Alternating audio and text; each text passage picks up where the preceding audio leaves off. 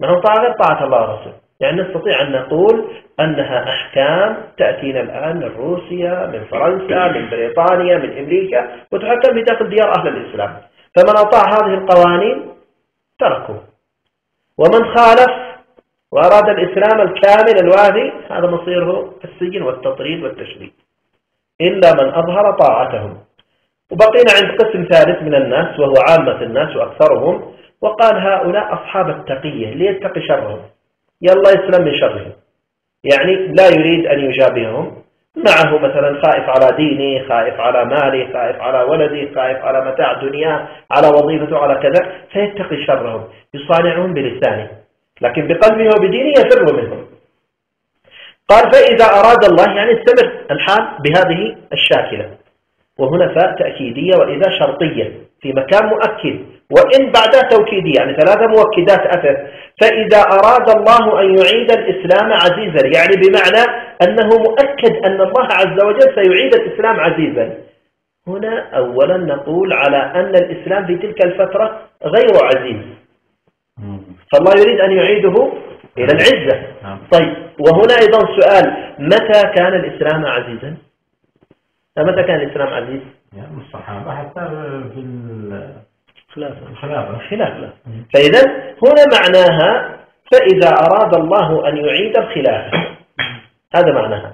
فإذا أراد الله أن يعيد الخلافة ماذا يحصل؟ قال يكون الزمن ذاك فاسد والإسلام غير عزيز فيه، والله عز وجل يريد أن يعيد للمسلمين عزتهم من جديد. قال أول ما ترى الحكام يتساقطون والشعوب تثور فيها فوضى، فاعلم أنها المرحلة الأولى لإرادة الله من سبع السماوات أن الله يريد أن يصلح الأمة بعد فسادها.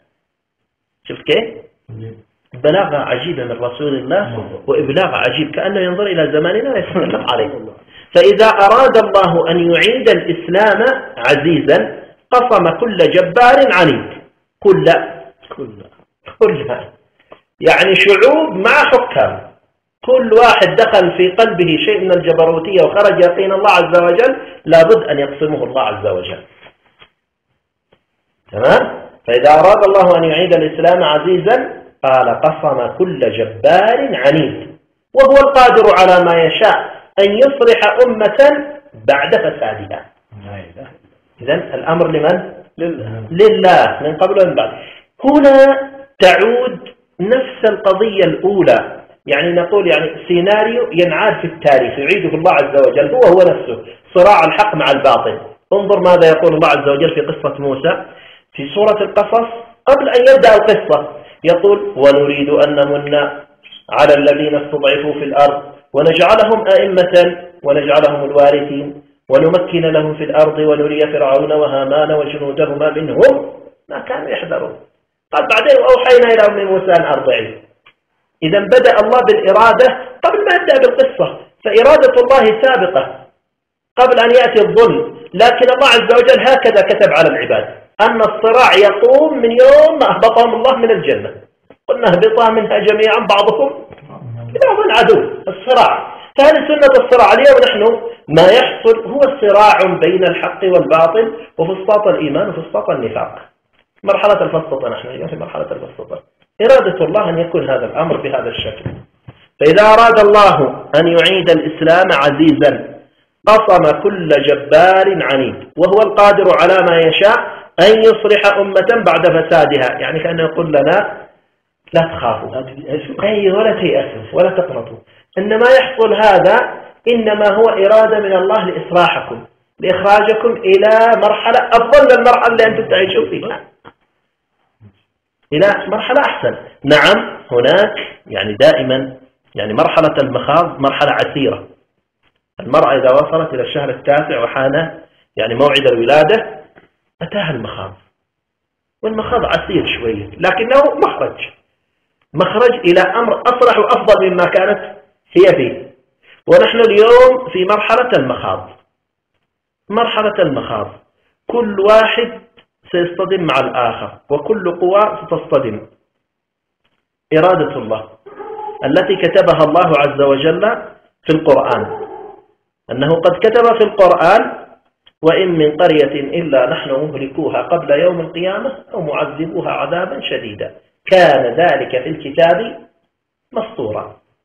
لابد أن يقع هذا عملية الخراب وعملية الاصطدام وعملية هذا من أجل قيام القوة الجديدة، قيام القوة الجديدة. ولهذا الرسول صلى الله عليه وسلم لما وصل إلى هذه المرحلة قال يا حذيفة، طيب حذيفة جنبه بجانب الرسول صلى الله عليه وسلم، كان سيقول له حذيفة ويكلمه على طول أو يكلمه من أول يكلمه، لكن أضاف إليها الياء، عند أهل اللغة يسموها الياء الندائية التنبيهية. الياء هي أصلا للنداء، فإذا ناديت من بعد يا فلان إذا هذه ندائية، لكن إذا كان بجانبك قال تنبيهية، هذه تنبه يعني انتبه، هنا أمر أي ركز، أمر جديد أتى هنا، مرحلة جديدة. ما هي هذه المرحلة؟ هي التي الرسول صلى الله عليه وسلم يريد منا يعني أن نتفاءل مع الحدث. يا حذيفة لو لم يبقى تأكيدا، لو لم يبقى من الدنيا إلا يوم لطول الله ذلك اليوم حتى يخرج فيه رجل من أهل بيتي تجري الملاحم على يديه لا يخلف الله وعده وهو سريع الحساب. طيب ليش الرسول صلى الله عليه وسلم بالذات هنا مع المهدي لما ذكر هذه اللفظة ما قال مثل الأحاديث الأخرى مثلا قال يأتي يملأ الأرض قسطا وعدلا كما ملأت ظلما وجورا؟ في أحاديث أخرى قال يحسي المال حسيا ولا يعده عدا، قال يقسم المال بين الناس بالسوية. يعني ليش ما أتى بالألفاظ في هذا الحديث كمثل الألفاظ يبشرنا بالمال مثلا، يبشرنا بالعدالة؟ لا، هنا قال يأتي رجل من أهل بيتي تجري الملاحم على يديه، تجري الملاحم على يديه. لماذا قال هذا الكلام؟ لأن المقام هنا يحتاج إلى ذلك، لأن المسلمين قد ظلموا في حقوقهم من شعوب أخرى ظلمتهم، فيحتاج هذا المقام إلى رجل يعيد لهم عزتهم وكرامتهم، يقاتل عنهم. تجري الملاحم على يديه، ولهذا لما يخرج المهدي عليه السلام ذكر في الأحاديث أنه تجري على يديه الملحمة العظمى وملاحم الدجال، وينزل عيسى عليه السلام عليه، ولهذا يغلب الأمم كلها. فقال تجري الملاحم على يديه لا يخلف الله وعده وهو سريع الحساب. لأن الذي فرض علينا الحكم الجبري في الأصل مش هم أهل الإسلام، في الحقيقة ليسوا هم أهل الإسلام، وإنما القوة الخارجية التي أتت من الخارج، الاستعمار وغيره الذي دخل علينا، ثم بعد ذلك استعمر فترة وبعدين خلف أيضا أذنابه وخرج ليحكم لا خارج بلادي ويحكم في داخل شعوبنا. فنحتاج إلى قوة لدفع هذا الصائل علينا، هذا العدو الذي أتى علينا نحتاج إلى. فلهذا الله عز وجل يأتي بهذا الرجل قال تجري الملاحم على يديه لا يخلف الله وعده وهو سريع الحساب. طيب اليوم ما تعيشه الأمة يعني من عام 2011 إلى اليوم هي مرحلة تقريبا مرحلة قسم الجباري. إرادة الله عز وجل أراد أنه يعني يقلب الأمور رأسا على عقب، وتضطرب الشعوب ويضطرب الحكام ويتساقطون، وتبدأ الشعوب يدخلون في فوضى، وكل واحد منهم يظن على أن المخرج من هذا الباب. والله عز وجل له مخرج ليس لأحد يدون فيه، وهي الإرادة الإلهية التي توجههم في آخر المضمار كلهم إلى مرحلة واحدة، ما لكم غير هذا الباب. يقول في كتاب الفتن لنعمان بن حماد اجتماع الناس، يعني متى يبدأ الناس يتجهون إلى مرحلة الاجتماع على المهدي؟ خلاص تبدأ القضية عندهم كلهم يجمعون أنه لا مخرج معنا إلا عن طريق هذا الباب. قال من متى؟ قال اجتماع الناس على المهدي سنة 400 بحساب العجم لا بحساب العرب. العجم تحسب بالتاريخ الشمسي الميلادي، والعرب تحسب بالتاريخ القمري الذي هو الهجري اليوم. فهو يقول لك احسبها بالتاريخ الميلادي. سنة 400 تبدأ الأحداث. 400 لها قراءتين، ركزوا هنا شوي. 400 لها قراءتين، إما أن تضع رقم الأربعة وتضع الصفر وتضع 2 فتصبح 204 على قراءتنا اليوم، تمام؟ والقراءة الثانية 400 تضع 4 وتضع بعدها صفرين تحط 2، 200 تكتب 2 فتصبح 2004. أما القراءة الأولى فهي قراءة غير مقصودة، المقصود الثانية اللي هي 2004. لماذا القراءة الأولى غير مقصودة؟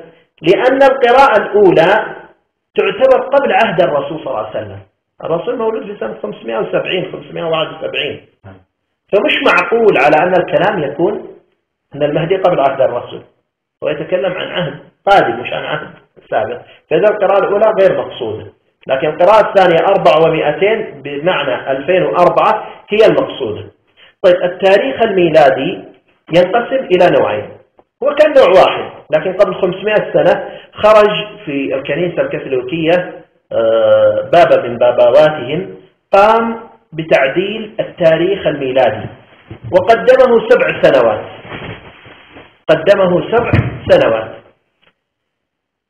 فعمم هذه الدراسة في جميع الكنائس، فتعممت هذه الدراسة وعدلوا إلا الأرثوذكس وهي الكنيسة الحبشية والقبطية المصرية، هذه رفضت أن تعدل وقالوا هذا التاريخ مقدس عندنا ومستحيل أن نغير التاريخ ونستمر على ما نحن عليه.